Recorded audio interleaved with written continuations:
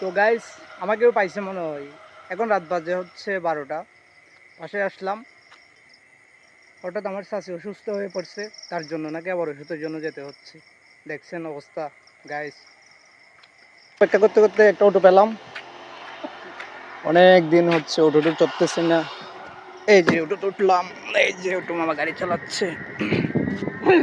অনেকদিন হচ্ছে এরকম খোলা আকাশের নিচে এই যে আবার রিক্সা করে স্টেশনে যেতে পারবো, এটা আসলে ভাগ্যের ব্যাপার।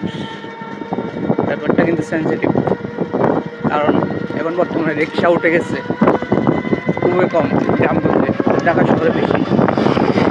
আর ঢাকা শহরে তো জ্যামের কারণে যাওয়াই যায় না, এমন একটা পরিস্থিতি। অনেক সময় 1-1.5 ঘন্টা 2 ঘন্টা পর্যন্ত জ্যামে আটকে থাকতে হয়। আর দেখেন আমাদের এই যে এলাকা কক্সবাজার জেলা, কুটবাজারের আগে আর কি, রাতের ভিউটা হঠাৎ যেতে হচ্ছে। আমার চাষি অসুস্থ হয়ে পড়ে, তার জন্য ওষুধের জন্য এটা হচ্ছে আমাদের কুটবাজারের আগে রাতের ভিউ।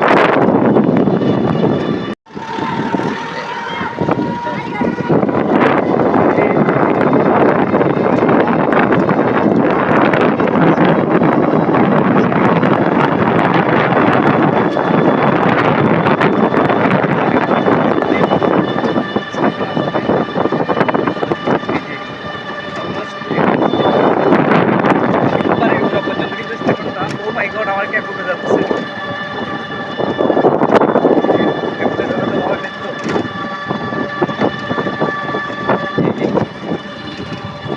এটা হচ্ছে আমাদের কুটবাজার স্টেশন রাতের ভিউ।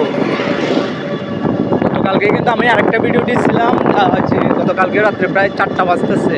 মানে একের পর এক একটার পর এক একটা বিপদ আমার লেগে আছে। মানে কি করতেছে আমি নিজেও জানি না কি হচ্ছে আমার সাথে, এগুলা কি করতেছে। তো ফাইনালি কিন্তু কুটবাজার চলে আসলাম।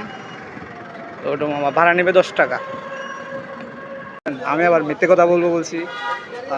তো দেখেন এই হচ্ছে অবস্থা। মানে দিনের পর দিন দিনের পর দিন দিনের পর দিন শুধু ফার্মেসি নিয়ে ব্যস্ত আমি, ছেলেটা শুধু ফার্মেসি।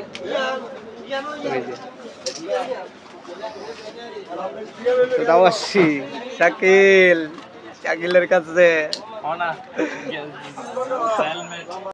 শাকিল, শাকিলের সাথে আসছি, শাকিলের দোকানে আসছি ওষুধ কেনার জন্য। এই যে শাকিল, একসাথে জেলে ছিলাম কিন্তু বন্ধুত্বটা অনেক মজার ছিল, অনেক মজার ছিল বন্ধুত্বটা আমাদের।